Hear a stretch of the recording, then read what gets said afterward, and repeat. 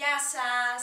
Αυτό είναι το 7ο βίντεο της σειράς Φυσική Αγωγή και Αναπηρία και σημερινό μας θέμα είναι η ΔΕΠΗ. Η ΔΕΠΗ είναι η διαταραχή λιμματικής προσοχής και υπερκινητικότητα και είναι μια νευροαναπτυξιακή διαταραχή η οποία οφείλεται σε γενετικούς παράγοντες.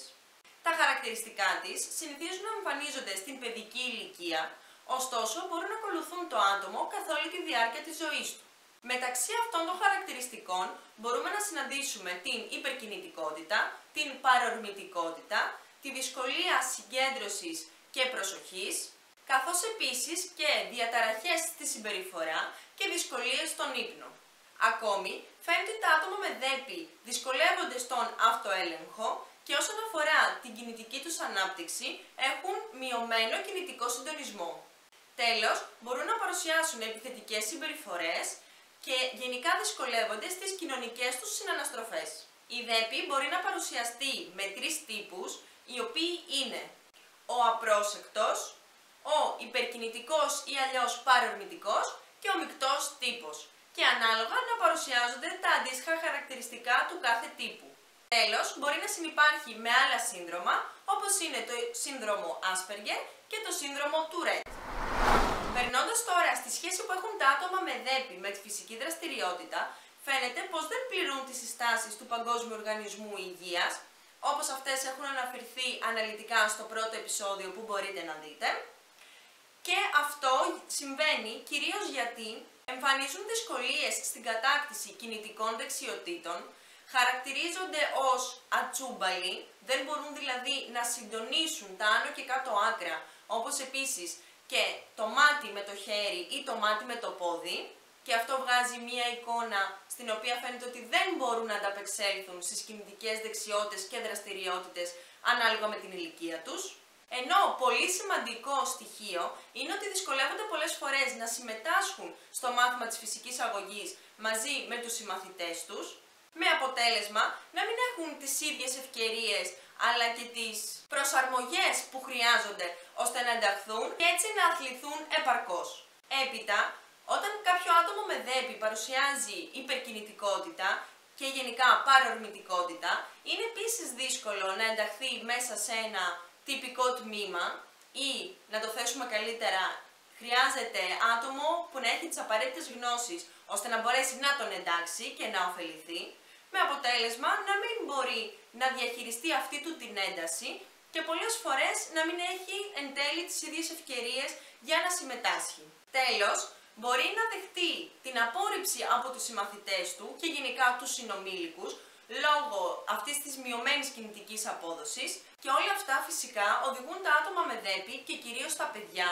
να έχουν αρνητικά συναισθήματα ως προς την φυσική δραστηριότητα και έτσι εν τέλει να μην θέλουν και οι ίδιοι να συμμετάσχουν σε αθλητικές και κινητικές δραστηριότητες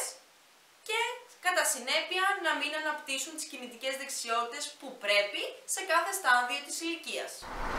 Για όλους αυτούς λοιπόν τους λόγους είναι πάρα πολύ σημαντικό να υπάρχει ένας καθηγητής ειδικής ή αλλιώς προσαρμοσμένης φυσικής αγωγής,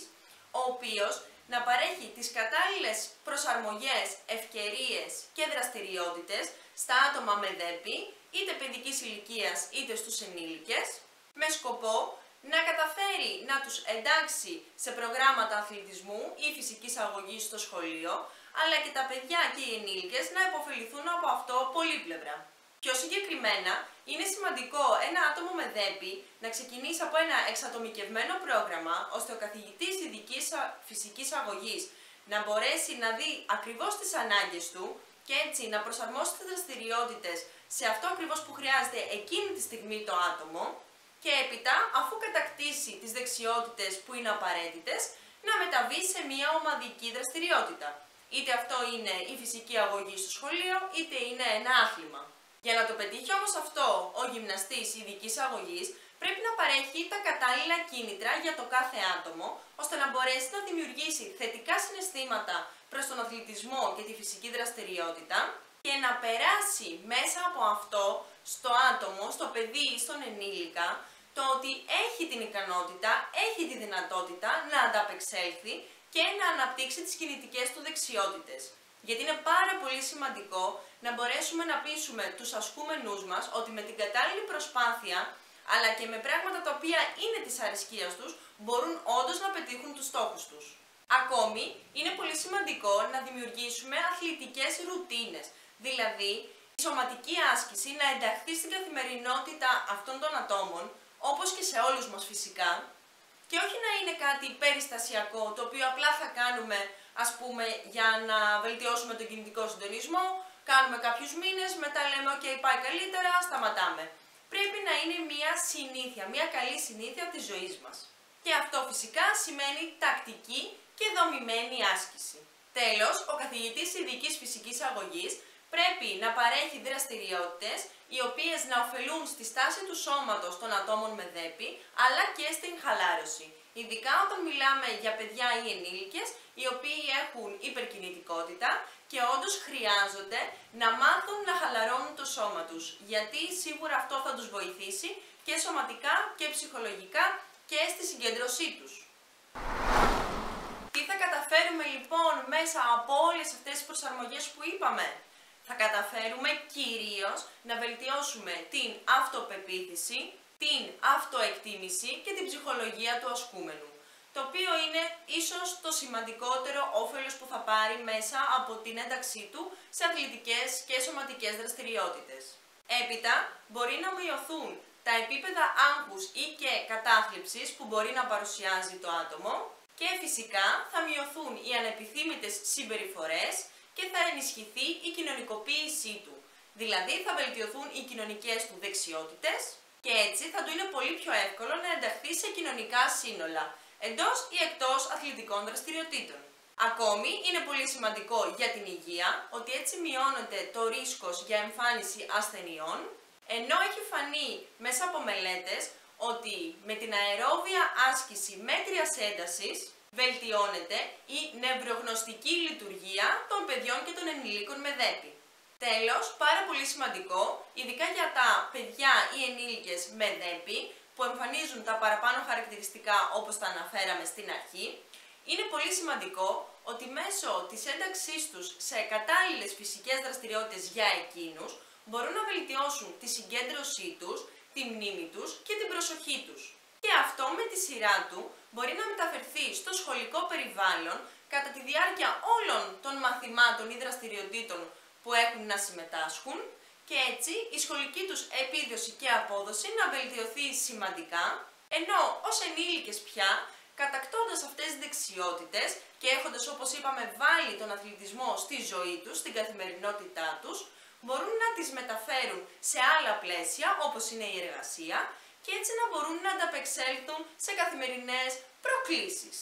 Και επειδή αυτό το τελευταίο στοιχείο είναι πάρα πολύ σημαντικό, ότι δηλαδή αφορά τη συγκέντρωση και την προσοχή τους, είναι σημαντικό να αναφερθεί ότι αυτή η βελτίωση έχει παρατηρηθεί τόσο άμεσα τις επόμενες 2 ώρες, δηλαδή μετά τη συμμετοχή τους σε ένα μάθημα φυσικής αγωγής ή σε ένα αθλητικό πρόγραμμα, για τις επόμενες 2 ώρες φαίνεται ότι η προσοχή τους και η συγκέντρωσή τους είναι πολύ μεγαλύτερη, πολύ βελτιωμένη, όσο και μακροπρόθεσμα. Όταν δηλαδή συμμετάσχουν σε αθλητικές δραστηριότητες για μεγάλο χρονικό διάστημα, φαίνεται ότι αυτός ο τομέας βελτιώνεται γενικότερα στην καθημερινότητά τους.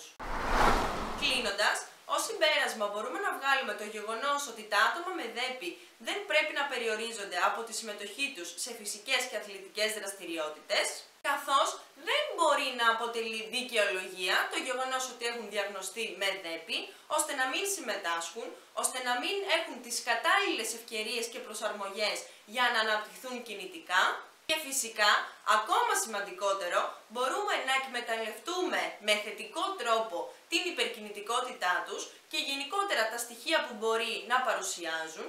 ώστε να τα κάνουμε λειτουργικά, να τα χρησιμοποιήσουμε δηλαδή με τον καταλληλότερο τρόπο και μέσω δραστηριοτήτων της αρεσκίας τους, ώστε να μπορέσουν έτσι να ωφελήσουν το άτομο που έχουμε απέναντί μας και όχι να το περιορίσουν από το να συμμετάσχει και από το να αθληθεί. Αυτό λοιπόν ήταν το 7ο βίντεο της σειράς Φυσική Αγωγή και Αναπηρία με θέμα τη ΔΕΠΗ. Περιμένω όπως πάντα τα δικά σας σχόλια, τις δικές σας εμπειρίες, πράγματα και πληροφορίες που θα θέλατε εσείς να προσθέσετε